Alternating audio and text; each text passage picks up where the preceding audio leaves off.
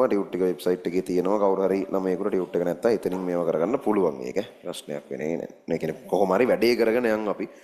ඒ කියන්නේ මෙහෙමයි දැන් සමහරක් ළමයි අර නිකන් බය වෙලා අර එහෙම මේනුත් ඇති මේ දැන් ආයේ මේවා එනවා තෙල් නැති වෙනවද දන්නේ නැහැ කරන්ට් එකත් කපන්න ගනීද දන්නේ නැහැ අනම්මනම් අර විවිධාකාර එක එක මේව ඔලුවට දාගන්නවනේ. ඕකේ කතන්දරේ මෙහෙමයි ඉතින් මොනවා වුණත් අපි ඊට වඩා නරක තත්ත්වවලට දැනට ඉතින් මුහුණ දීලා තියෙනවනේ මේ වෙනකොට.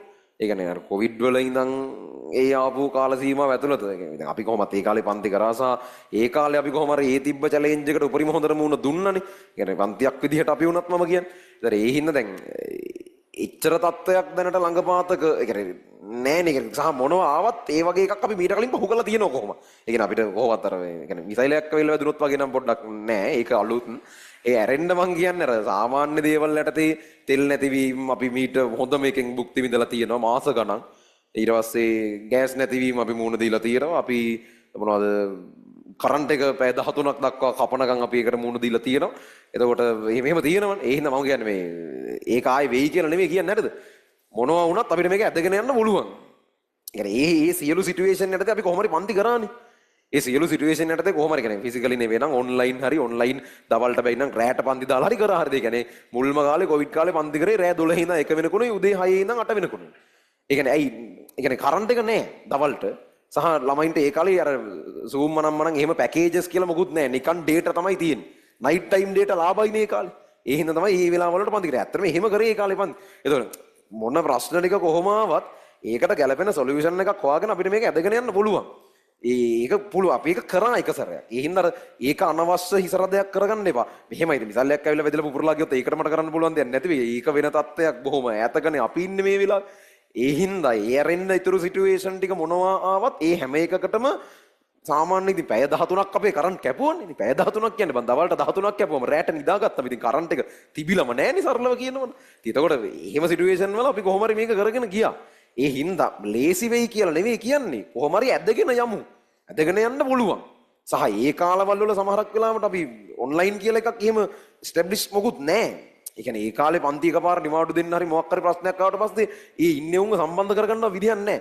ටෙලිග්‍රෑම් කියන ඇප් එක මම දැනගත්ත විදිය කියන්නේ ළමයින්ට දැම්ම Google ෆෝම් එකක් පන්ති ගැන දැනුවත් කිරීම කරන්න හොඳම මාධ්‍ය මොකක්ද කියලා. අපි Facebook කර හිටියේ. Facebook වලින් තමයි ඔක්කොම පන්ති කරේ. ලයිව් ඔක්කොම Facebook ලයිව් වලින් පන්ති කරේ. ලයිව් පන්ති කියලා Facebook පන්ති කරේ. ඒ කියන්නේ පළවෙනි පන්තියේ එහෙම මම මේ අතට කරේ පන්තිය. ඒ කියන්නේ වයිට් බෝඩ් එක මේ අතට ගහගත්තා. ඒ කියන්නේ කැමරාවෙන් කොහොමද මේ අතට විතරයි Facebook ලයිව් එක දෙන්න පුළුවන් උනේ දා. වයිට් බෝඩ් එක ඔය අතට ගහගෙන මෙහෙම ලීලී කරේ. හරි. ඒතර එහෙම අර කියන්නේ ඒ කාලේ එහෙමයි තිබ්බේ. ඊට පස්සේ ළමයින්ට දැනුවත් කිරීම කරන්න හොඳම මාධ්‍ය මොකක්ද කියලා WhatsApp ද Viber තව එක එක ඒවා තියෙන ඒවා දාලා Facebook දාලා අනම්මන එක එක මාධ්‍යම්ම මේක තව වෙනත් කියලා ඔප්ෂන් එකක් තිබ්බා. වෙනත් කියන එක යටතේ තමයි එකෙක් දාලා තිබ්බේ Telegram කියලා. මම ඇත්තට මේ විදිහට Telegram දන්නේ නැහැ. ලෝකේ Telegram තිබ්බා. මම දන්නේ මම ඒ වෙද්දි මම දන්න Telegram තමයි අර තැපැල් කන්තෝරට ගිහලා Telegram කියලා ඔබලා අර ඉස්සර ෆෝන් එහෙම නැති කාලේ රස්සාවට එන්න වෙන්නේ නැහැ වගේ හදිසි පණිවිඩ යවා ගන්නාම තැපැල් කන්තෝරට ගිහලා අකුරෙන් අකුර ටයිප් කරලා යවන සිස්ටම් එකක් තියෙනවා. වචන ගානටද අකුරු ගානටද කොහෙද තමයි මේකේ මිල එහෙම තීරණය වෙන්නේ. මම හිතුවේ විහිළුවක් කරලා කියලා ළමයි. ඒ කියන්නේ මොනියන් ජෝක් එකට ටෙලිග්‍රෑම් වලින් අපිට කියන්න පන්ති තියෙනවා කියලා අර ඒ වගේ විහිළුවක් කරලා ගියා. පස්සේ වුණාට හොයලා බලද්දි තමයි ඇත්තට මේ මැප් එකක් තියෙන හැටි. ඒ කියන්නේ මම ටෙලිග්‍රෑම් දරගත්තේ එහෙම.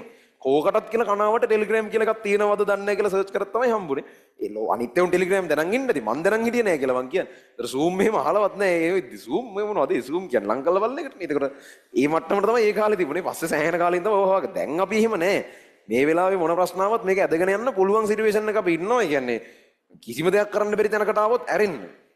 ඒ හින්දා ඉතින් කොහොම හරි ගමන්නේ මොන ප්‍රශ්න තිබ්බත් ඔක ඇදගෙන යන්න වෙන කරන්න දෙයක් නැහැ. අර සමහරක් ළමයි ඔය දකින්න ගෲප් වල මේක හෙන්න ප්‍රශ්නයක් කරගෙන තියෙනවා.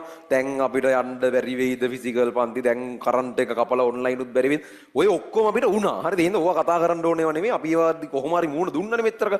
ඒ හින්දා ඔය එන විදිහකට මූණ දෙමු. වැඩේ කරන් යන් තියෙන සිටුේෂන් යටතේ කරන්න බලමු උපරිමයට. වැඩි ඕවා හිතන්න යන්න එපා. හරි. දැන්